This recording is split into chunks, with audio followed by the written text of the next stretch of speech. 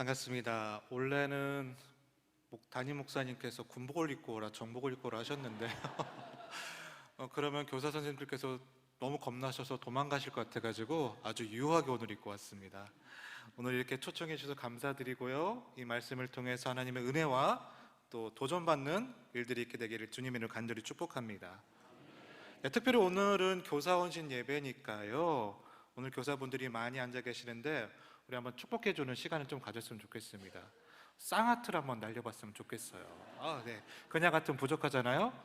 우리 선생님들 너무 수고 많습니다. 사랑합니다. 한번 고백해 보겠습니다. 네.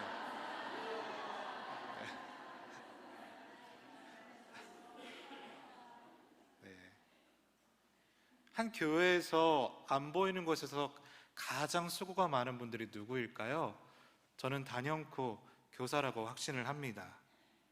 다른 봉사하시는 분들에게는 정말 죄송한데요, 찬양팀이나 찬양대나 예배요원이나 많은 분들은요, 보이는 곳에서 봉사를 하셔가지고 어떻게 일을 하시는지가 다 보입니다.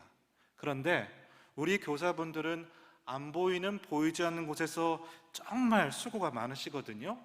그래서 이 쌍따봉도 너무 부족합니다. 앞으로 더 많이 날려주시길 바라겠습니다. 어떤 교회는요 어떤 교회는 주차 봉사가 그렇게 인기를 많대요.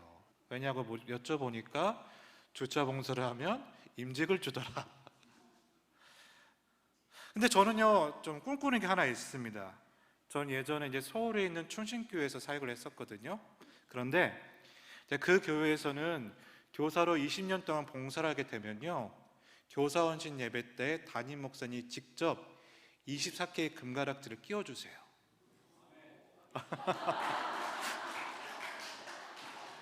저는 그 교회에서 사역할 때마다 너무 감동이 되고 너무 은혜로워서 내가 이제 담임 목사가 되고 여건이 되면 해야지 되는데 아직 군교회다 보니까 이걸 잘 하지 못하고 있어요.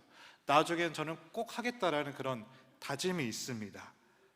여러분, 그만큼 이 교사의 직분에 대해서 여러분들께서 자부심을 가지셨으면 좋겠습니다. 달리던 버스가 다리 아래로 추락해가지고 많은 사람이 죽었답니다. 자, 이들 중에 가장 억울한 사람이 누군지를 한번 맞춰보시기 바랍니다. 첫 번째로 떠나는 버스를 달려서 잡은 사람, 두 번째는 졸다가 한 정거장을 더 간 사람, 자, 세 번째는요, 그 강다리 밑에서 멱을 감은 사람. 자, 마지막 네 번째는 또 기가 막힙니다. 96번을 69번으로 잘못 알고 탄 사람. 그럼 누가 더 억울할까요? 다 억울합니다. 그렇죠? 다 억울한데 저는 조금 더 우리가 신앙적으로 생각해 본다면 예수 그리스도를 믿지 않고 죽은 사람이 가장 억울한 사람일 겁니다. 왜냐하면 여러분, 그 영혼이 하나님으로 나가면 어떻게 되겠습니까? 그런데 그 영혼을 최일선에서 건지는 사역을 누가 하고 있냐면 바로 교사들이 하고 있다는 겁니다. 그래서 자부심도 가지시되 동시에 영혼을 건지시는 거룩한 부담을 가지시고 양육하는데, 가르치는 일에 최선을 다할 수 있는 우리 교사분들이 되기를 주님의 이름으로 간절히 축복합니다. 자, 그런 의미에서 대충 해서는 안 되는 겁니다. 한국교세 통계를 보니까 코로나 이전의 교회 학교에 출석 아이들보다 코로나 이후가 아직도 한참을 못 따라가고 있다고 그래요. 자, 우리 마산동북교는 어떠한가요? 코로나 이전과 코로나 이후는 좀 차이가 있습니까? 만약에 차이가 있다라고 한다면 그 차이를 따라잡기 위해서 어떠한 노력과 수고를 하고 계십니까? 지금도 많은 교회들이요, 코로나 이전으로 회복하려고 많은 노력들을 하고 있습니다. 그런데 코로나 이후에는 더 강력하게 지금 우리 아이들을 예배를 못 드리게 유혹을 하고 있습니다. 그렇다면 우리가 더 강력하게 우리 아이들을 지켜내고 가르치고 복음을 전해야 되는데 그러지 못하고 있었기 때문에 참 이제 어려운 순간들이 찾아왔다는 거예요. 작년 어느 한 노회에 있는 130개 교회에 속한 주일학교 교회학교를 조사했는데요. 코로나 때 교회에서 주일학교를 운영하거나 온라인이든 어떻게든 예배를 드렸던 교회를 조사해봤더니 여러분 30%도 되지 않는다고 합니다.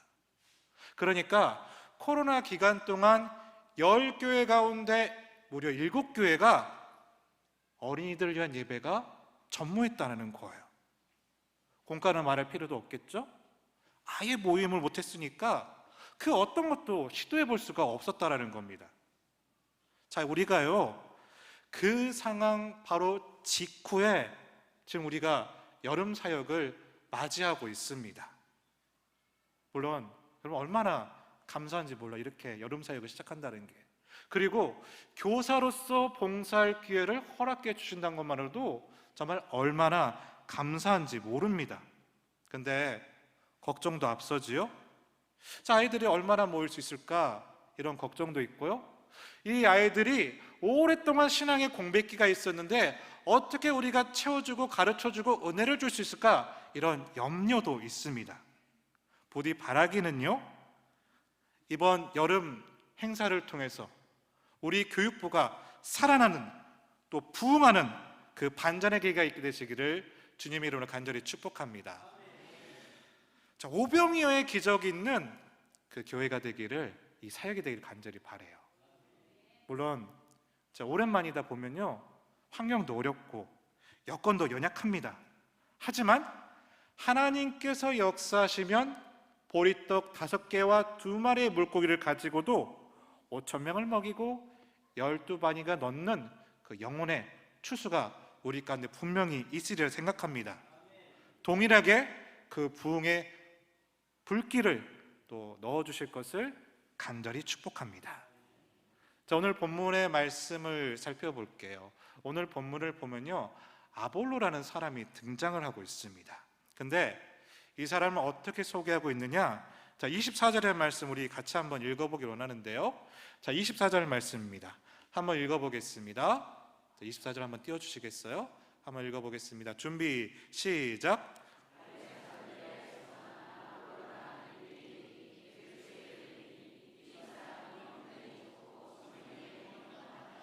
자, 아볼로라는 사람이 있는데 굉장히 탁월한 사람이라고 고백합니다. 특별히 24절 하반절을 보니까 이 사람은 언변이 좋고 성경에 능통한 자라고 합니다. 이 언변이 좋다는 것은요, 원어를 살펴보니까 2가지 뜻이 있습니다. 첫 번째는 말이 그렇게 능수능란하다. 두 번째로는 알고 있는 지식이 많다는 뜻을 가지고 있습니다. 그런데 거기에다 덧붙여서 또 뭐라고 그래요? 성경에도 능통한 사람이라 하고 있어요. 자, 게다가 25절을 보니까 또 이렇게 소개를 합니다. 그가 일찍이 주의 도를 배워 열심히 예수에 관한 것을 자세히 말하여 가르치나라고 하였습니다.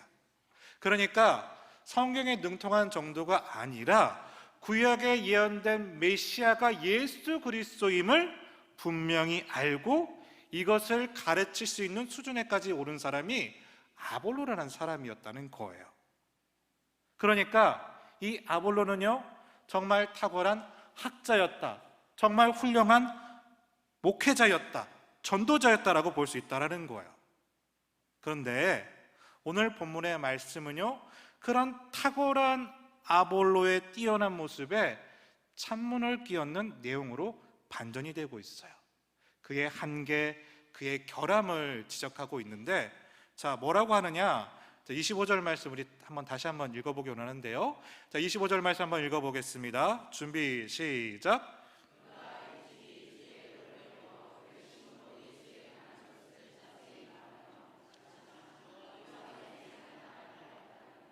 자, 무엇만 알고 있다고 하였습니까? 요한의 세례만 알고 있다고 했대요. 아볼로의 문제가 뭐냐 하면 정말 탁월하고 정말 훌륭하고 정말 뛰어난 선생님이 분명한데, 그런데 성경은 지적한다는 겁니다. 이 사람에게는 한계가 있고 이 사람에게는 결함이 있고 이 사람에게는 문제가 있다. 근데 그 문제가 뭐라고요? 요한의 세례만 알고 있다는 거예요. 자, 그러면 요한의 세례가 뭘까요? 누가복음 3장의 말씀을 보면 세례 요한이 세례를 주면서 이렇게 고백을 합니다. 누가복음 3장 11절부터 14절 말씀인데요, 교독하신 후에 14절의 마지막 절은 같이 읽어보도록 하겠습니다. 제가 먼저 11절 말씀 읽어보겠습니다. 대답하여 이르되 옷 두 벌 있는 자는 옷 없는 자에게 나눠줄 것이요 먹을 것이 있는 자도 그렇게 할 것이니라 하고,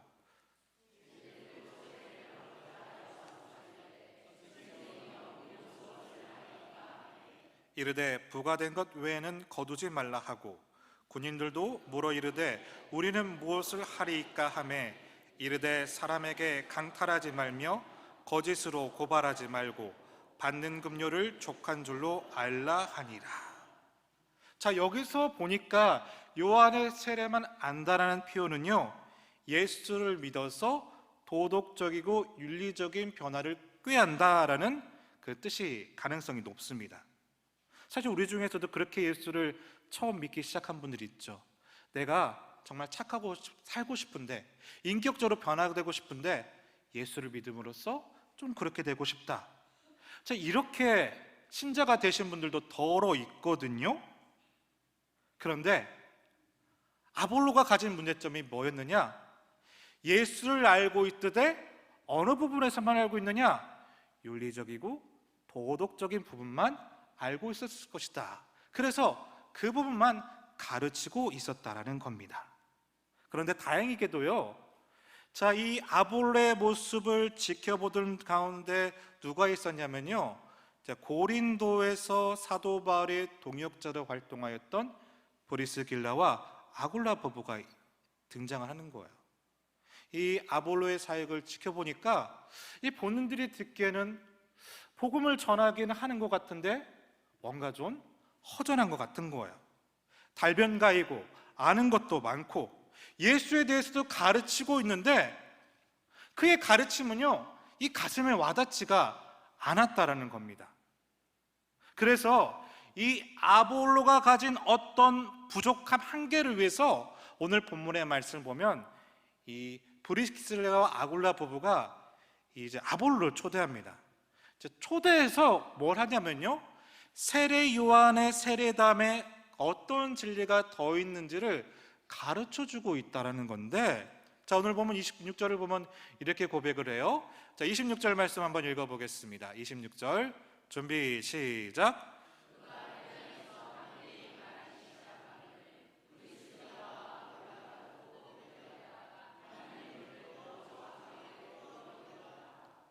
여러분, 사실 이건 좀 상식적이지 않은 상황이에요. 왜냐하면요, 아볼로는요 지금 목회자급이에요. 브리스길라와 아굴라는요 이러면 조금 집사급이에요. 근데 집사님이 목사님을 데리고 와가지고 지금 가르치고 있는 거예요. 이거 잘못됐다, 이거 고쳐야 된다. 만약에 우리 집사님들께서 우리 유창근 목사님 모셔와가지고 이건 아닌 것 같아요, 이럴 수가 있어 없어요? 좀 어려운 상황이잖아요. 그런데 지금 이 부부는 아볼로를 자기 집으로 모셔서 이래야 된다, 저래야 된다, 복음에 대해서 지금 가르치고 훈수를 두고 있었다는 거예요. 어떻게 가르쳤을까요? 오늘 본문에 나와 있지는 않지만 이렇게 상상을 해볼 수 있습니다. 자, 보세요. 우리가 예수를 믿는다는 것은 착한 사람이 되려고 하는 것이 아닙니다. 복음이 뭡니까? 복음은 예수 그리스도를 통해서 은혜를 아는 겁니다. 은혜는 뭘까요? 예수 그리스도께서 우리를 위해서 십자가에 못 박혀 돌아가시고 부활하심으로 말미암아 우리의 모든 죄가 해결되고 하나님과 나와의 연결된 끈고리가 생긴다는 겁니다. 이걸 이 부부가 아볼로에게 가르쳐 주었다라는 겁니다. 우리가 잘 아는 갈라디아서 2장 20절 말씀이 있어요. 너무나 잘 아는 말씀이죠. 우리 같이 한번 읽어보기로 합니다. 한번 읽어볼게요. 준비 시작. 그런즉 이제는 내가 사는 것이 아니요 오직 내 안에 그리스도께서 사신 것이라.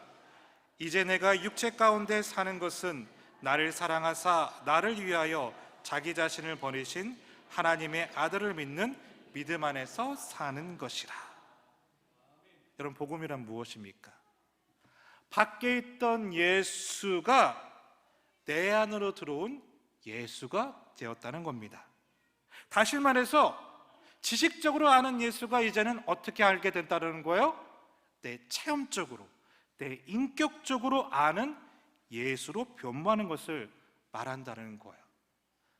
브리스길라와 아굴라 부부는 이걸 간절히 원했던 거예요. 하지만 그들은 열심히 기도했을 겁니다. 왜냐? 이 일은 기도가 아니면 안 되거든요. 뭔가 가르치기는 가르쳐야 되는데 영적인 지식이라는 게 여러분 가르침으로 되지 않죠. 그래서 아마 이 브리스길라 아굴라는 이 아볼로를 위해서 가르치면서 정말 전심을 다해서 간절히 기도했을 거라는 겁니다. 하나님, 이 아볼로라는 사도가 정말 복음을 잘 전하는데 조금 부족한 면이 있습니다. 겉으로 돌고 있습니다. 주님에 대해서, 주님에 관해서만 알고 있습니다. 주여, 우리를 도구 삼아 주셔서 주님을 인격적으로 만나게 하시고 진정한 복음이 무엇인지를 알게 하시며 영적으로 거듭난 아볼로가 되게 하여 주시옵소서. 이렇게 간절히 기도했을 거라는 겁니다. 왜요? 아볼로의 변화를 위해서. 후에 아볼로는요, 어떻게 변화됐을까요? 자, 27절 우리 같이 한번 읽어보겠습니다. 27절입니다. 한번 읽어보겠습니다. 아볼로가 아가야로 건너가고자 함으로 형제들이 그를 격려하며 제자들에게 편지를 써 영접하라 하였더니 그가 가매 은혜로 말미암아 믿는 자들에게 많은 유익을 주니. 아가야로 갑니다. 고린도로 간 것인데 여기서 이 아볼로는 놀라운 열매를 맺게 되었다는 거예요. 그런데 이러한 열매를 맺게 된 이유가 뭐냐 하면 28절에 보면 이렇게 고백합니다. 이는 성경으로서 예수는 누구라고요? 그리스도라고 증언하여 공중 앞에서 힘있게 유대인의 말을 이김이러라. 자, 예수 그리스도를 힘있게 선포했기 때문에 많은 열매가 있었는데 이 아볼로는요, 브리스길라와 아굴라 부부의 만남을 통해서, 가르침을 통해서 어떻게 변했다는 거예요? 예수는 그리스도라고 힘있게 선포하며 가르치는 자가 되었다는 것입니다. 다시 말해 예수 그리스도가 나에게 어떤 의미가 있는지를 알게 되었다. 전에는 하나님에 관하여, 예수님에 관하여 아는 지식을 선포했다라면 이제는 하나님에 관한 지식이 아닌 하나님을 아는 지식으로 전했다라는 겁니다. 제가 영어는 잘 못하지만요, 영어를 한번 써볼게요. 자, knowing about God과 knowing God은 많이 다르죠? 사랑하는 믿음의 동역자 여러분, 하나님에 관하여 아는 것과 하나님을 아는 것은 매우 다릅니다. 하나님에 관하여 아는 것은요, 이론적으로 아는 거예요. 교훈적으로 아는 겁니다. 그러나 하나님을 내가 안다라는 것은요, 인격적으로 아는 것이고요, 체험적으로 아는 것이에요. 자, 어떤 것에 가르침에 더 확신이 크겠습니까? 우리가요, 배워서 남을 가르칠 수 있어요. 자, 죄송하지만 무당도 선무당이 있고 학습무당이 있고 신들린 무당이 있대요. 선무당은 누구예요? 사람을 잡아먹는 무당입니다. 그렇죠? 학습무당은 뭐예요?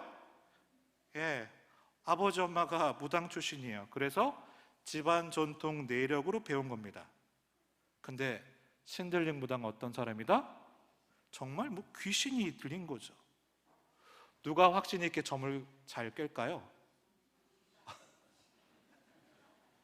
목사도요, 사람 잡는 목사가 있더라고요. 제가 이제 군목입니다. 그래서 여러 교단의 목사님들과 여러 타입의 목사님들을 만나는데 목사님들 가운데서도 성도를 잡아먹는 목사님들이 계세요. 그래서 여러분은 정말 축복받으신 분들이세요. 그렇죠? 왜냐하면요, 영혼을 죽이는 목회자들도 있더라. 그리고요, 배워서 하는 목회자들도 있어요. 그냥 신앙만 공부해서. 그런데 성령 충만한 목회자는 어떻게 합니까? 예수의 영으로 충만한 목회자는요, 하나님께서 말씀하시는 것까지 선포한다는 거예요. 왜요? 나는 주를 아니까, 주를 만났으니까, 확신이 있기 때문에 하나님께서 전하시는 것처럼 말씀을 선포한다는 겁니다. 자, 그러면 오늘 본문의 말씀을 생각해 보면서 우리 교사들이 여름 사역을 앞두고 부족한 것이 무엇이 있을까를 한번 고민해 보았으면 좋겠습니다. 어쩌면 남들은 잘 모르지만 브리스길라와 아굴라 같은 사람들을 통해서는 뭔가 캐치해낼 수 있는 그런 2% 부족한 우리가 채워야 될 것이 있다면 무엇이 있는지를 오늘 이 시간 세 가지로 아주 간단하게 한번 살펴보는 시간을 가져보도록 하겠습니다. 자, 먼저 첫 번째, 우리는 지성뿐만 아닌 영성을 겸비한 교사가 되어야 됩니다. 우리 같이 한번 외쳐보겠습니다. 영성을 겸비한 교사. 영성을 겸비한 교사. 지성뿐만 아니라 영성을 겸비한 교사. 여러분, 이론과 지식 그리고 경험과 체험 가운데 어떤 것이 더 강력할까요? 내가 맛집을 찾았어요. 근데 맛집이라는 것을 들어가지고 다른 사람들 이거 맛있어 가보려고 하는 것과 내가 직접 가서 먹어보고 맛있네, 그래서 내가 내 친구를 데려가서 하는 이 추천은 어떤 게 더 강력할까요? 후자가 더 강력합니다. 여러분, 지성은 학습으로 되지만요, 영성은요, 기도와 거룩한 삶으로 됩니다. 그러니까 우리 교사들 지성도 중요합니다. 그러나 그것만으로는 안 된다라는 거예요. 하나님과 친밀한 교제를 누리고 있어야 되고 성령 충만한 사람이 되어야 됩니다. 하나님과 풍성한 나눔 속에서 그 가르침과 양육과 교육이 나와야 되는 것이지, 그냥 책 보고 공부하고 그냥 주워들어서 공부하고, 여러분 이러면요 절대로 변화는 일어나지 않습니다. 내 가슴으로 주님을 인격적으로 만나는 그 경험을 내가 전해줄 수 있을 때 이 여름 사역에 우리의 아이들은 주님을 인격적으로 만나는 변화가 나를 통해서, 나라는 도구를 통해서 나타나게 된다는 겁니다. 예수님이 베드로 일행을 부활하신 후에 만났잖아요. 예수님 묻습니다. 요한 아들 시몬아, 내가 나를 사랑하느냐? 네, 내가 주님을 사랑하는 줄을 주께서 아시나이다. 내 양을 먹이라. 사랑하는 믿음의 동역자 여러분, 목양은, 어린 양을 목양하는 작은 목자인 교사들은요, 주님을 인격적으로 만나고 내 내면에 주님으로 충만할 때에 그때 나는 목양을 할 수가 있다라는 겁니다. 그래서 저는 이제 부목이다 보니까 여러 교회를 이렇게 담임을 해요. 근데 그때마다 제가 교사들을 만날 때마다 항상 강조하는 것이 있어요. 그건 뭐냐면요, 여러분, 교사들은요 반드시 본인 예배를 드리셔야 돼요. 무슨 말이냐? 여러분 부서에서 드리는 예배로 때우려 가시면 안 됩니다. 그러면요 우리 아이들의 영혼을 죽이게 돼요. 우리가 여름 사역 준비하면서 기도를 강조하잖아요. 기도해야 됩니다. 이건요 목회자로서 드리는 말이 아니라 우리의 사역은요 지성만으로는 안 된다는 거예요. 그래서 주님의 도움심이 필요하기 때문에 통성기도든 금식기도든 작정기도든 뭐 어떤 기도라도 하시길 바라요. 내가 먼저 채워지고 내가 먼저 만나고 내가 먼저 경험해야 돼. 그때 나는 하나님을 증거할 수가 있다는 겁니다. 사랑하는 마상 동북교회 교사 여러분들, 지성뿐만 아니라 영성도 겸비할 수 있게 되시기를 주님의 이름으로 간절히 축복합니다. 자, 두 번째, 학생들을 사랑하는 교사가 되길 바랍니다. 우리 한번 외쳐보겠습니다. 아이들을 사랑하겠습니다. 학생들을 사랑하겠습니다. 미국의 한 대학교의 사회학교 교수가요 학생들에게 이런 조사를 지시를 합니다. 볼티모어에 한 할렘가가 있는데 이 아이들의 미래에 대해서 한번 조사를 해봐라. 그래서 200명의 학생들이 이 아이들을 한결같이 조사를 했는데 모두 한결같은 보고를 하게 된다고 합니다. 뭐라고 보고했냐면 이렇게 보고를 한 거예요. 똑같이 이 아이들에게는 미래가 없습니다. 왜냐? 이 아이들에게는 기회가 없기 때문입니다. 할렘 가니까 어쩔 수 없는 그런 결과지 않겠어요? 그런데 30년이 지난 후에 후임으로 온 교수가 우연히 이 보고서를 보고 호기심이 생겼던 거야. 아, 이 아이들 소망이 없다고 하는데 진짜 30년이 그렇게 됐을까? 그런 염려와 걱정을 가지고 자신의 학생들에게 다시 한번 이 30년 후 이 아이들이 어떻게 변하는가를 조사를 했다고 합니다. 그런데 이 학생들의 보고가요, 30년 전의 예측과는 너무너무 달랐던 겁니다. 이 아이들이 어떤 아이는 의사가 되어 있고요, 어떤 아이는 변호사가 되어 있고요, 어떤 아이는 기업인이 되어 있어가지고 정말 사회에서도 성공적으로 자신의 일을 감당하는 사람으로 변화되어 있었다라는 거예요. 왜 그럴까 교수가 궁금을 해가지고 학생들을 시켜서 왜 그런지 다시 이유를 조사하게 되었는데 조사하는 사람들마다 다 똑같은 결론을 가지고 왔어요. 그게 뭐냐면 한 여자 선생님 때문이었대요. 30년 예측과는 달리 나름 성공적인 인생을 살고 있었던 그들의 이유는 뭐냐? 그 한 여자 선생님 때문인데, 자, 그렇다면 그 여자 선생님이 도대체 어떻게 했길래 그랬을까? 이 교수님이 수소문 끝에 이 여자 선생님을 만나게 된 거예요. 선생님께 물었습니다. 아니, 어떻게 아무런 기회도 주어지지 않는 이 할렘가라고 하는 열악한 환경 속에서 어떻게 당신은 이 아이들을 훌륭하게 교육할 수 있었습니까? 이렇게 묻자 노인된 백발이 무성한 이 선생님이 빙그레 웃으시면서 이렇게 대답을 했답니다. 난 단지 아이들을 진심으로 사랑했을 뿐입니다. 여러분, 이것이 우리 교사가 갖추어야 될 두 번째 항목입니다. 아이들을, 학생들을 진심으로 사랑하는 교사가 되시길 바랍니다. 왜 그럴까요? 사랑이 사람을 변화시키기 때문이에요. 저도 국민학교 출신이거든요. 근데 제가 설교를 쓰다가 너무 화가 났어요. 국민학교라고 스페이스를 치면 이게 문장이 자동으로 초등학교로 계속 바뀌더라고요. 10분 동안 그러다가 너무 화가 나가지고 안 썼는데, 저도 이제 국민학교 출신이에요. 근데 저 때는 선생님한테 정말 많이 맞았습니다. 또 이제 교장 선생님들은 아침마다 주회를 왜 이렇게 오래 하는지 가끔 가다가 이제 친구들이 픽 쓰러지기도 하고요. 특별히 저는 이제 체육 선생님이 기억이 많이 남는데 아무 이유도 없이 그냥 조인트를 까고 매를 치고 뺨을 호를 갈기는 그런 선생님 가운데 제가 초등학교 시절을 보낸 것 같아요. 그런데 제가 4학년 때 한 교생 선생님이 오셨는데요. 근데 이분은 좀 달라요. 애들하고요, 우리들하고 같이 공을 차더라고요. 제가 깜짝 놀랐습니다. 아니, 내가 알고 있는 선생님은 이런 분이 아닌데? 내가 알고 있는 선생님은 칠판에다가 이렇게 학습을 쓰면서 이거 제대로 한번 혼내고 문제 틀리면 때리고 맞고, 이런 선생님이 내가 아는 선생님이었거든요. 그런데 이분은 다른 겁니다. 나와 같이 축구도 하고, 심지어 축구에는 우리 애들을 가게로 데리고 가가지고 음료수도 사주더라고요.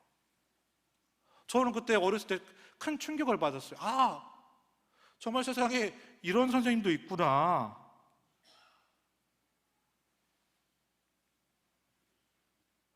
제가 이 경험을 통해서요, 선생님에 대한 제 이미지가 바뀌게 되었습니다. 저뿐만일까요? 모든 학생들이 이 선생님이 가르치는 과목을 좋아했어요. 그리고 이 선생님이 가르치는 과목은 성적이 잘 나왔습니다.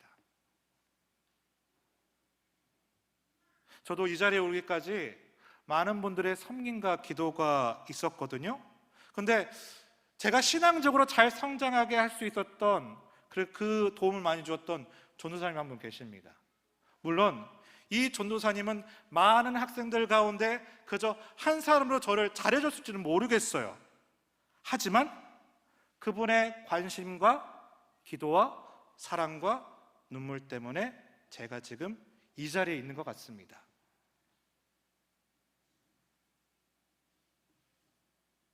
그리고 그분 덕분에 지금 저는 수많은 영혼들을 위해 복음을 전하고 말씀을 전하고 은혜를 전하고 도전을 주는 생명의 역사가 있도록 사역을 감당하는 것, 지금 여러분이 가르치고 있고 양육하고 있는 학생들 가운데 그런 학생들이 분명히 있을 거라는 거예요. 위대한 선교사가 나올 수도 있고 믿음이 아주 좋은 대통령이 나올 수도 있는 겁니다. 그런데 이건 그냥 되지 않는다. 우리의 아이들을 진심으로 사랑하는 마음이 있을 때만 가능할 수 있다는 겁니다. 그러게 우리 교사 여러분들, 아이들 때문에 힘들잖아요. 그렇죠? 저희들만 봐도 너무 힘이 들어요, 부모로서. 그러나 이 아이들 말 좀 잘 듣게 해주세요 라고 기도하기 이전에 내가 우리 아이들을 사랑할 수 있게 해주세요 라고 기도할 수 있는 여러분들이 되시길 바랍니다. 고린도전서 4장 15절을 보면 그리스도 안에서는 일만성이 있으되 아비는 많지 않다라고 하였습니다. 여러분, 이게 요즘의 시대도 적용이 됩니다. 우리가 좀 한번 생각해 봤으면 좋겠어요. 내가 진심으로 정말 아비의 심정으로, 어미의 심정으로 우리의 어린 영혼들을 사랑하고 대하고 있는가? 고린도전서 13장의 말씀을 보면 우리가 너무나 잘 아는 말씀들이 나오죠. 1절 말씀은 이렇게 고백합니다. 사랑이 없으면 아무것도 아니다. 그건 울리는 꽹과리와 다름이 없다. 진심이 담겨져야 됩니다. 진정성이 있어야 됩니다. 그럴 때 우리 아이들에게 변화가 있으리라 믿습니다. 그 일들이 우리 선생님들을 통해서, 교사분들을 통해서 변화가 나타날 수 있게 되시기를 주님의 이름으로 간절히 축복합니다. 자, 마지막 세 번째로, 교회를 넘어서, 교회라는 카테고리와 울타리를 넘어서 필요한 게 뭐냐? 우리 각기 가정에서도 교사가 되셔야 됩니다. 우리 한번 외쳐보겠습니다. 가정에서도 교사가 됩시다. 가정에서도 교사가 됩시다. 그러니까 이건 지금 말씀드리는 건요, 지금 봉사하고 계시는 선생님들에게만 해당되는 얘기가 아니라 우리 아이들을 부모로 두고 있는 우리 부모된 세대들 모두에게 해당되는 말씀입니다. 뭐냐? 내 자녀를, 내 손주를 교회에게만 맡기지 마세요. 목회 데이터 연구소라는 단체에서요, 작년 5월에 기독신문에 발표한 자료가 있는데 주제가 이겁니다. 포스트 코로나 부모 교육이 교회 교육의 돌파구다였습니다. 앞으로 교회 교육이 혁신적으로 받기 위해서는 구조 자체가 변화되다고 했는데, 그렇다면 어떤 변화를 줘야 될까? 이런 이제 결론이 나왔습니다. 학원 공부보다는 주일학교 공부가 더 중요하다는 인식의 전환이 필요하다. 28%가 옳다라고 대답했어요. 나머지는 아닐 수도 있다는 거죠. 부모의 교회학교 교육에 대한 인식이 바뀌어야 된다. 이것도 동의한 부분이 28%였습니다. 교육 콘텐츠 및 프로그램을 강화해야 된다가 마찬가지로 28%였어요. 여러분, 그런데 압도적으로 51%가 나온 게 있어요. 코로나 이후에 교회 학교가 바뀌기 위해서 이렇게 해야 된다 했을 때 51%의 응답이 뭐냐 하면 자녀 신앙 지도를 부모가 할 수 있도록 교육이 필요하다입니다. 그러니까 이제는요, 신앙 교육을 위해서 교회 학교에만, 주일 학교에만 선생님에게만 맡기는 것이 아니라 부모가 가정에서도 교육할 수 있도록 가정과 교회가 연계가 되어야 된다는 겁니다. 앞으로 많은 전문가들이 말합니다. 가정에서 교회 교육이 되지 않으면 앞으로 한국교회 교회학교는 희망이 없다. 그럼 생각해 보세요. 우리 아이들이요 6일 동안 세상 문화에 젖어 있습니다. 근데 어떤 행동을 많이 하겠어요? 그들이 많이 보고 많이 듣고 배운 대로 사는 거잖아요. 그런데 우리 아이들은요 엿새 동안 세상의 문화와 세상의 가치를 경험하고 대화하고 습득하며 살아갑니다. 그런데 주일학교는 얼마만큼 해요? 단 하루, 그것도 단 1시간뿐입니다. 어떻게 골리앗을 이길 수 있겠습니까? 그래서 관건은 어디에 있냐? 가정에 있다는 거예요. 부모가 선생님이 숙제를 내주거나 과제물을 내주면 같이 공부하는 겁니다. 그러면 선생님은 이거에 대해서 체크를 해주고 점검해주면서 그렇게 밀도 있게 체크하지 않으면 앞으로 교회학교는 살아날 가능성이 없대요. 자, 어느 신문에 아버지 학교를 수료하신 분이 쓴 어느 아버지의 고백이라는 글이 있는데요, 내용이 이렇습니다. 자, 한번 읽어드릴게요. 초등학교에 다니는 아들이 친구들을 대접하겠다고 집으로 데려왔다. 맛있는 과자를 비롯해서 과일을 먹고 난 후에 아이들이 이야기를 했다. 나는 아이들의 이야기에 관심이 있어 가만히 엿들었다. 한 아이는 신문에 나온 연예인을 가리키면서 우리 아빠가 가수 알아. 왜냐하면 우리 아빠는 여의도에 있는 방송국에 다니거든. 이렇게 얘기를 하는 거예요. 그러자 다른 아이가 질서라 우리 아빠는 국회의원을 잘 알아 라면서 막 으쓱댔다라는 겁니다. 그러니까 또 다른 아이는 야 우리 아빠는 장관 알아. 대통령도 잘하셔. 이렇게 말하더라는 거예요. 모두가 이렇게 아이들이 자기 아빠를 자랑하기 위해서 경쟁적으로 자랑하고 있는데 문제는 정작 내 아이는 아직까지 아무 말도 하고 있지 않다라는 겁니다. 그러면서 자기 자신을 되돌아봤대요.